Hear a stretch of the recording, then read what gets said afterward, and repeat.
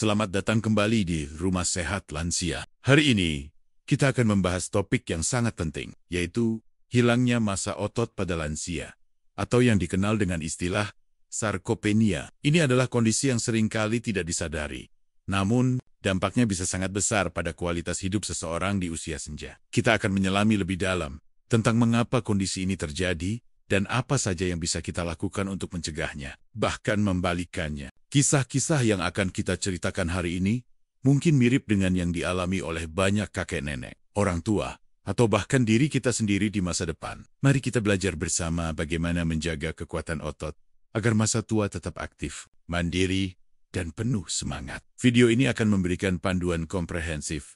Mari kita mulai dengan memahami apa itu sarkopenia. Bayangkan seorang kakek berusia 70 tahun bernama Bapak Budi. Dulu, Bapak Budi sangat aktif, sering berkebun dan berjalan kaki puluhan kilometer. Namun, belakangan ini, ia merasa semakin cepat lelah. Bangun dari kursi terasa lebih sulit, dan menaiki tangga menjadi pekerjaan yang berat. Ia sering merasa tidak stabil, bahkan pernah hampir terjatuh saat berjalan. Apa yang terjadi pada Bapak Budi? Ia sedang mengalami sarkopenia. Sarkopenia adalah kondisi hilangnya massa, kekuatan, dan fungsi otot secara progresif dan menyeluruh. Ini bukan sekadar tanda penuaan yang normal, melainkan sebuah penyakit yang telah diakui oleh Organisasi Kesehatan Dunia WHO. Kondisi ini bisa dimulai secara dayam-dayam setelah usia 50 tahun, atau bahkan lebih awal bagi sebagian orang, dan terus memburuk jika tidak ditangani. Salah satu akar masalah sarkopenia adalah fenomena yang disebut resistensi anabolik.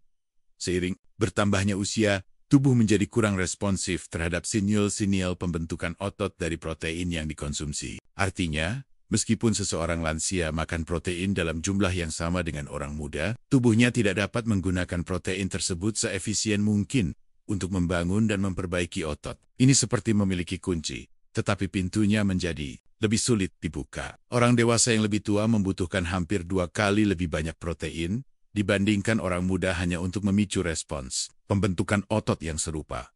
Kemudian, ada juga masalah resistensi insulin. Insulin adalah hormon yang sangat penting. Salah satu fungsinya adalah mengangkut nutrisi, termasuk asam amino, dari protein ke dalam sel-sel otot. Namun, seiring bertambahnya usia, otot bisa menjadi resisten terhadap insulin. Ini berarti pintu sel otot tidak mau terbuka lebar untuk menerima nutrisi, bahkan ketika ada insulin yang mengetuk. Akibatnya, protein dan nutrisi lain tidak dapat berfungsi optimal untuk membangun otot, karena mereka tidak bisa masuk dengan mudah ke tempat yang seharusnya. Otot menjadi lapar meskipun ada banyak nutrisi di aliran darah.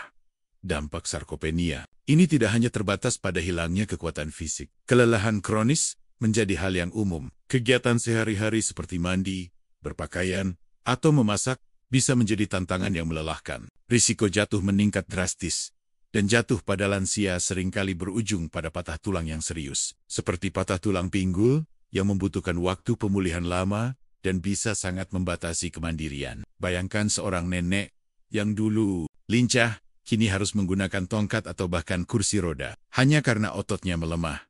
Selain itu, sarkopenia juga berdampak pada metabolisme tubuh. Otot adalah pembakar kalori utama dalam tubuh kita. Semakin sedikit otot semakin lambat metabolisme, yang berarti tubuh membakar lebih sedikit kalori, bahkan saat istirahat. Hal ini bisa menyebabkan peningkatan berat badan, penumpukan lemak, dan memperburuk kondisi kesehatan lainnya, seperti diabetes tipe 2 dan penyakit jantung. Sarkopenia juga berkaitan dengan penurunan fungsi kekebalan tubuh, peningkatan peradangan kronis, dan bahkan penurunan fungsi kognitif. Kondisi ini membuat lansia menjadi lebih rentan terhadap berbagai penyakit dan infeksi bonyak lansia. Dan keluarga mereka tidak menyadari bahwa sarkopenia adalah masalah serius yang bisa dicegah atau diperlambat. Seringkali, mereka menganggap kelemahan dan kelelahan sebagai bagian normal dari penuaan yang tidak bisa dihindari. Padahal, pemahaman yang benar tentang kondisi ini adalah langkah pertama untuk mengatasi dan memperbaikinya. Ini adalah masalah global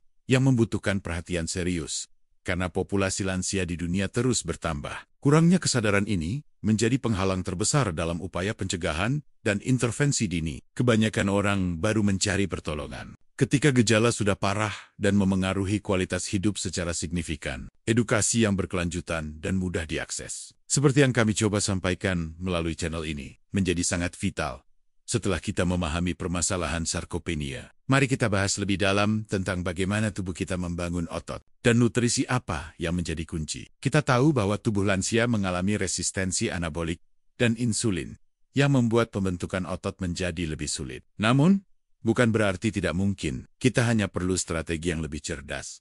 Fokus utama dalam membangun otot adalah protein. Protein tersusun dari asam amino yang merupakan blok bangunan otot. Dari sekian banyak asam amino, ada satu yang sangat penting untuk memicu proses pembentukan otot, yaitu leusin. Leusin adalah asam amino pemicu yang bertindak seperti saklar, mengaktifkan jalur sinyal di dalam sel otot yang dikenal sebagai jalur mTOR mammalian target of rapamycin. Jalur mTOR inilah yang memberi perintah kepada sel otot untuk mulai mensintesis protein baru dan membangun massa otot.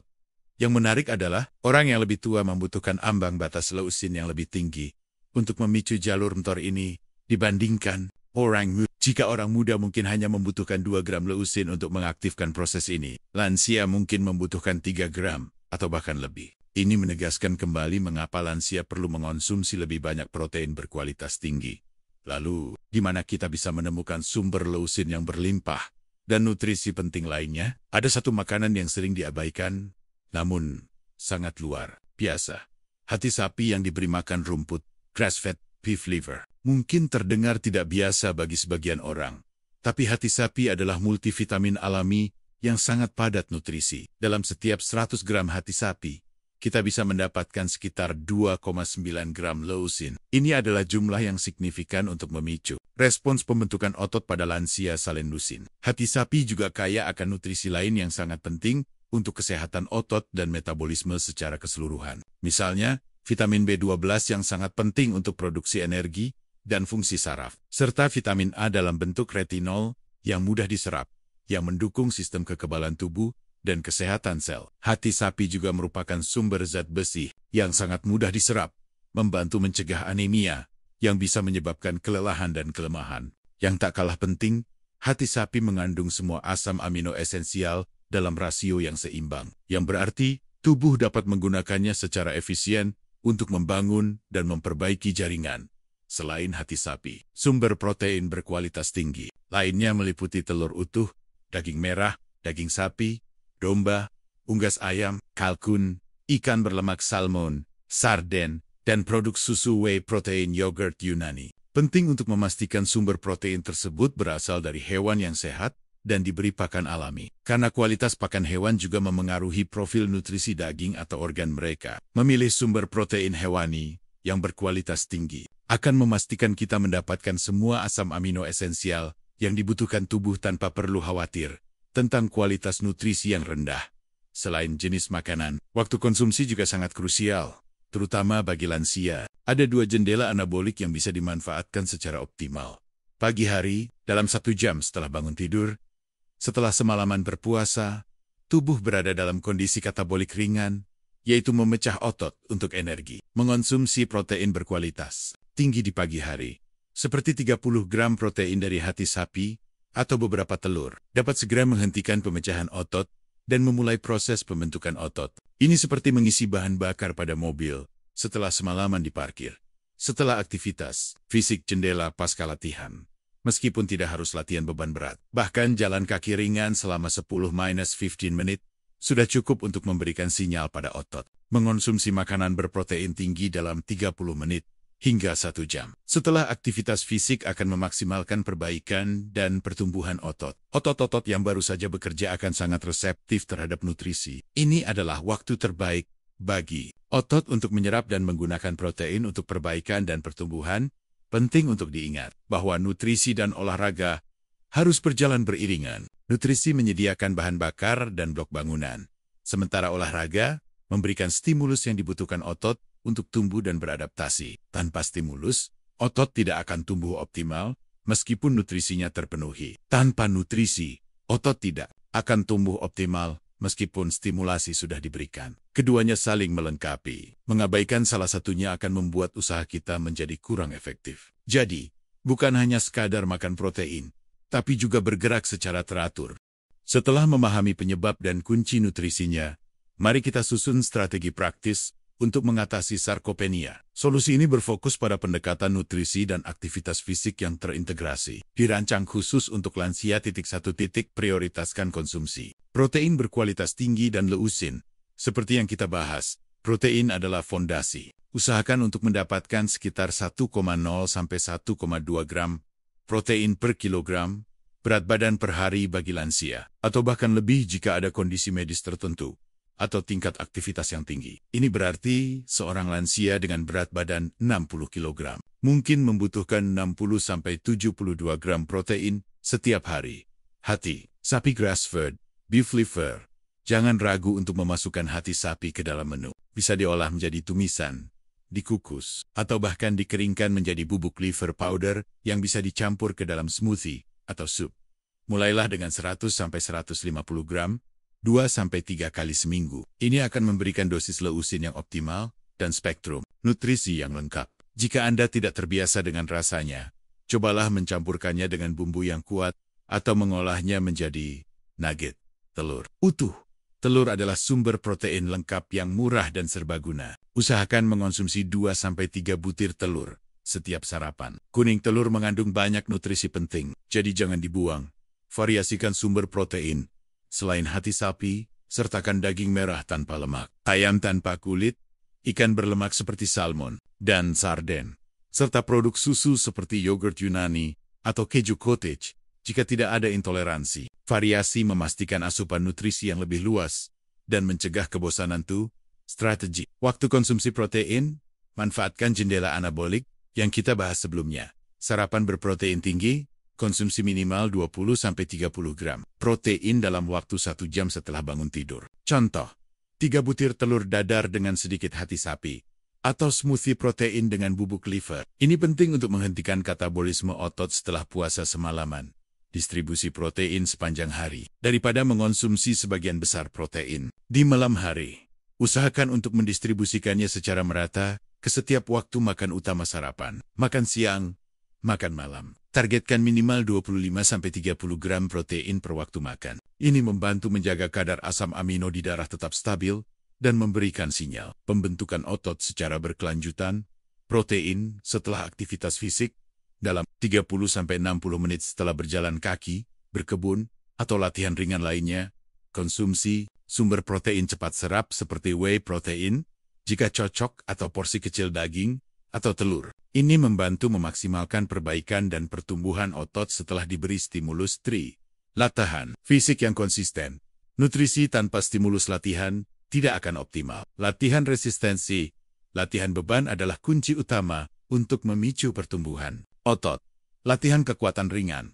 Mulai dengan latihan beban tubuh seperti berdiri dari kursi chair stand, wall push-up, atau mengangkat beban ringan botol air, dumbbell kecil. Fokus pada teknik yang benar daripada berat beban. Latihan dengan terapis fisik. Jika memungkinkan, konsultasikan dengan terapis fisik untuk mendapatkan program latihan yang aman dan efektif, sesuai kondisi tubuh dan riwayat kesehatan. Mereka bisa memberikan panduan yang personal. Jalan kaki.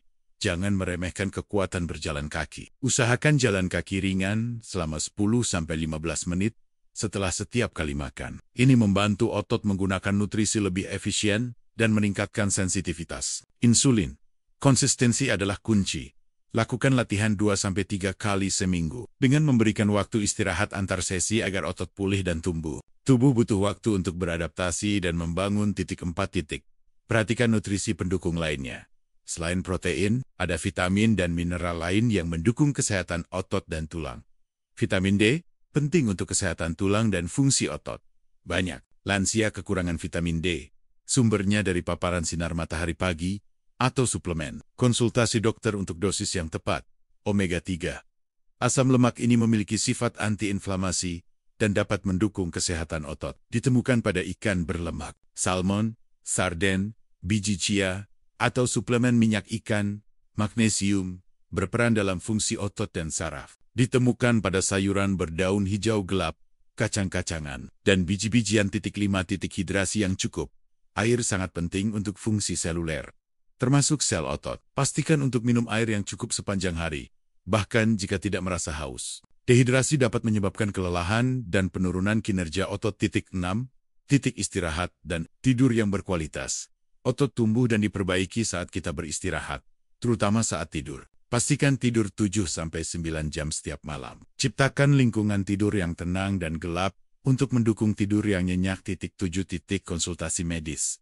Sebelum memulai program diet atau latihan baru, sangat disarankan untuk berkonsultasi dengan dokter atau ahli gizi, terutama jika ada kondisi medis yang mendasari atau sedang mengonsumsi obat-obatan. Mereka dapat memberikan panduan yang disesuaikan dengan kebutuhan individu dan memastikan keamanan dengan menerapkan solusi dan saran ini secara konsisten. Kita dapat membantu lansia untuk melawan sarkopenia, membangun kembali kekuatan otot, dan menikmati hidup yang lebih aktif dan mandiri. Ini adalah investasi penting untuk masa tua yang lebih berkualitas. Kita telah membahas perjalanan penting dalam memahami dan mengatasi sarkopenia. Hilangnya masa otot yang sering kali luput dari perhatian pada lansia. Dari kisah Bapak Budi yang mulai merasakan dampak penurunan otot, hingga penjelasan ilmiah tentang resistensi anabolik dan resistensi insulin. Kita kini tahu bahwa kelemahan otot bukanlah takdir yang tak terhindarkan, melainkan sebuah kondisi yang dapat dicegah dan diperbaiki dengan strategi yang tepat. Inti dari semua pembahasan kita adalah pentingnya protein berkualitas tinggi, khususnya yang kaya akan leusin. Seperti yang ditemukan berlimpah pada hati sapi yang diberi makan rumput, kita belajar bahwa lansia membutuhkan lebih banyak protein per porsi dan strategi waktu konsumsi yang cerdas untuk memicu jalur pembentukan otot yang semakin sulit dibangun seiring bertambahnya usia. Memanfaatkan jendela anabolik di pagi hari, segera setelah bangun tidur, dan setelah aktivitas fisik adalah kunci untuk memaksimalkan sintesis protein otot. Protein yang dikonsumsi pada waktu-waktu ini akan lebih efisien digunakan oleh tubuh untuk perbaikan dan pertumbuhan otot. Namun, nutrisi saja tidak cukup. Aktivitas fisik yang konsisten, terutama latihan resistensi atau latihan beban ringan yang disesuaikan, adalah stimulan yang dibutuhkan otot untuk tumbuh dan beradaptasi. Ini bisa sesederhana berdiri dari kursi berulang kali, push-up di dinding, atau mengangkat beban ringan. Kombinasi nutrisi yang tepat dan olahraga yang disesuaikan adalah 2 pilar utama yang harus berjalan beriringan dalam memerangi sarkopenia. Mengabaikan salah satunya akan membuat usaha kita kurang efektif. Selain itu, nutrisi pendukung lain seperti vitamin D, omega 3, dan magnesium, hidrasi yang cukup, dan tidur berkualitas juga memainkan peran vital dalam menjaga kesehatan otot secara keseluruhan dan mendukung proses pemulihan serta pertumbuhan melawan sarkopenia. Bukan hanya tentang menambah massa otot atau kekuatan fisik semata, meskipun itu adalah manfaat yang jelas. Manfaatnya jauh lebih luas dan mendalam, berdampak pada hampir setiap aspek kesehatan dan kesejahteraan lansia. Ini tentang meningkatkan kualitas hidup, memungkinkan seseorang untuk tetap mandiri dalam melakukan aktivitas sehari-hari tanpa kesulitan.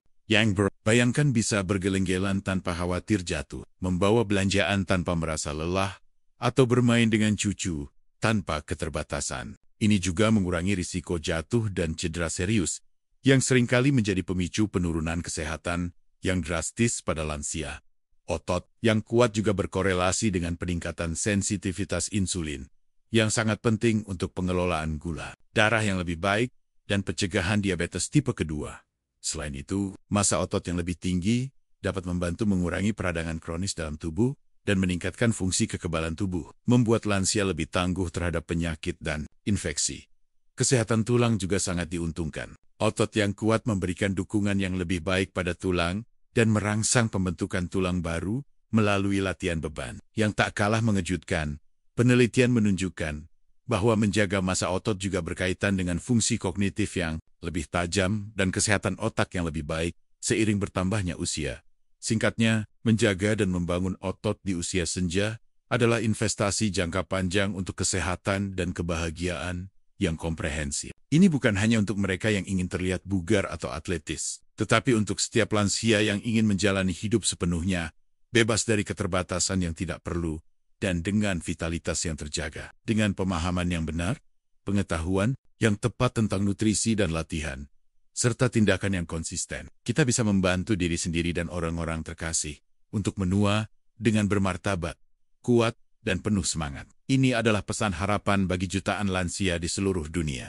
Demikianlah pembahasan kita mengenai sarkopenia dan bagaimana nutrisi, terutama hati sapi yang kaya leusin, serta aktivitas fisik dapat menjadi solusi yang sangat efektif. Semoga informasi ini bermanfaat dan dapat memberikan pencerahan bagi Anda dan keluarga. Ingatlah, usia hanyalah angka, tetapi kekuatan otot adalah fondasi untuk kehidupan yang aktif dan bermakna di masa tua kami di Rauma. Sehat Lansia percaya bahwa setiap orang berhak menua dengan sehat dan mandiri. Jangan ragu untuk mencoba tips dan saran yang telah kami bagikan hari ini. Jika Anda memiliki pertanyaan atau ingin berbagi pengalaman, silakan tulis di kolom komentar di bawah.